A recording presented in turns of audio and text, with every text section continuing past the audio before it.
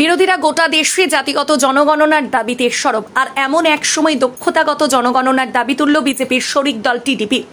এরই সঙ্গে বাজেটের আগে একে একে নিজেদের চাহিদার তালিকা তুলে ধরছে তারা। নতুন জ্বালানি তেল সংশোধনাগার থেকে শুরু করে পরিকাঠামো মতো উন্নয়নের জন্য অর্থ বরাদ্দের দাবিতে শরিক বিজেপির ওপর চাপ বাড়াচ্ছে অন্ধ্রের শাসক দল। এরই মাঝে জানা গিয়েছে অন্ধ্রের একটি দক্ষতাগত জনগণনা শুরু করতে চলেছেন মুখ্যমন্ত্রী এন চন্দ্রবাবু নাইডু। প্রধানমন্ত্রী মোদীর কাছে নাকি দেশ জুড়ে এই ধরনেরই জনগণনা করানোর দাবি জানাবেন নাইডু। চন্দ্রবাবু নাইডুর এই প্রস্তাবের ফলে দেশের বেকারত্ব সমস্যার একটা সমাধান সূত্র বেরিয়ে আসতে পারে বলে মনে করা হচ্ছে। এর আগে কর্মসংস্থান নিয়ে কেন্দ্রের সরকারকে বারবার তোপ দেখে এসেছে বিরোধীরা।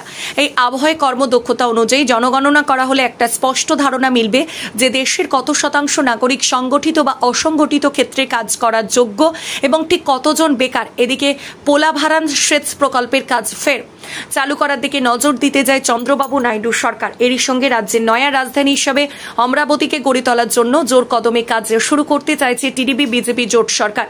এরই সঙ্গে রাজ্যে বিনিয়োগকারীদের টানার দিকেও মনোনিবেশ করতে চাইছেন চন্দ্রবাবু নাইডু। এর জন্য তিনি নিজের অভিজ্ঞতাকে কাজে লাগাতে চান। এই আবহাওয়ায় কেন্দ্রীয় মন্ত্রীদের পাশাপাশি বেশ কিছু শিল্পপতিদের সঙ্গে বৈঠক করেছেন নাইডু।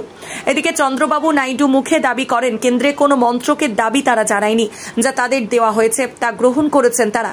তবে রিপোর্ট দাবি করা হচ্ছে বাজেটের আগে অন্ধ্রপ্রদেশের জন্য অর্থ বরাদ্দ বাড়ানোর দাবিতে বিজেপির কাছে দরবার করেছে টিডিপি। আর এই সব পরিকাঠামোগত উন্নয়নমূলক প্রকল্পের ঘোষণা যাতে বাজেটই করা হয় তার জন্য চাপ তৈরি করেছেন চন্দ্রবাবু নাইডু।